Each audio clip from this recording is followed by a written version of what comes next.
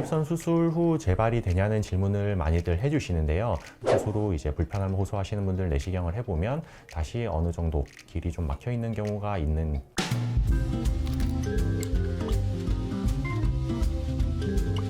네, 안녕하세요. 스탠탑 비뇨기과의 조민현 원장입니다. 오늘은 전립선 수술과 관련해서 수술 후 재발이 잘 되냐는 질문을 여러 번 받는데요. 그에 관해서 한번 알아보도록 하겠습니다. 전립선 비대증의 원인이라고 하면 일단 대표적으로 노화를 들 수가 있겠습니다. 남자가 이제 나이가 들면서 전립선이 지속적으로 남성 호르몬에 노출이 되고 그에 따라서 전립선이 커지는 게 주 원인이 되겠는데요.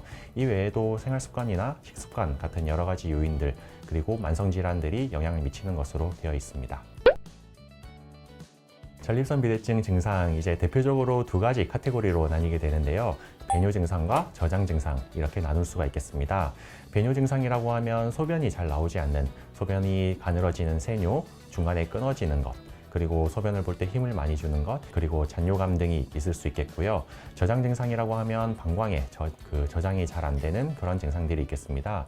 소변을 잘 참지 못하는 급박뇨, 자주 보게 되는 빈뇨, 야간에 주무시다가 깨시게 되는 야간뇨 등이 대표적이게 되겠습니다.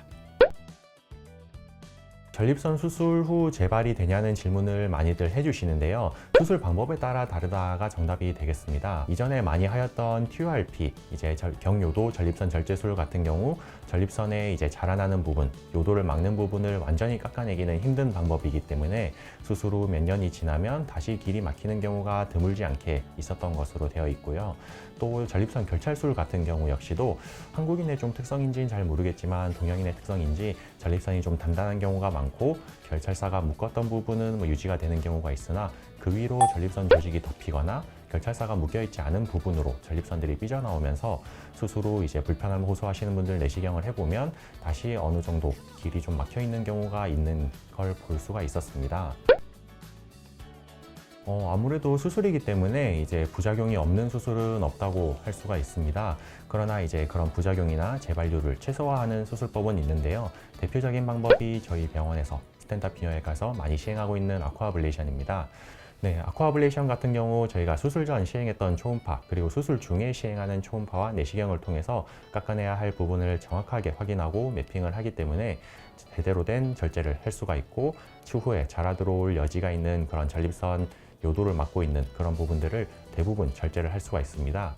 그에 따라서 재발률이 최소화된다고 할 수가 있고 비가열 워터젯을 사용하기 때문에 다른 수술 방법과는 달리 주변 조직의 가열이나 전기 소작으로 인한 그런 손상이 최소화된다는 장점이 있겠습니다. 이전에 많이 시행되었던 수술 방법들 같은 경우 아무래도 가열 혹은 전기 소작 아니면 레이저 같은 방법을 이용해서 주변 조직에 손상이 가해지기 때문에 괄약근 손상이나 사정관 손상 그런 부작용들이 좀 있으면서 역행성 사정이라든지 요실금 그런 부작용들이 조금 보고가 되고가 있었습니다. 그런데 아쿠아블레이션 같은 경우 이런 주변 조직 손상을 최소화하면서 깎아내야 할 부분만을 정확하게 절제를 할 수가 있기 때문에 그런 부작용들을 최소화할 수가 있습니다. 저희 스탠탑 비뇨기과에서는 아쿠아블레이션 기계를 이번에 한 대 더 도입해서 총 2대를 가동을 하고 있습니다.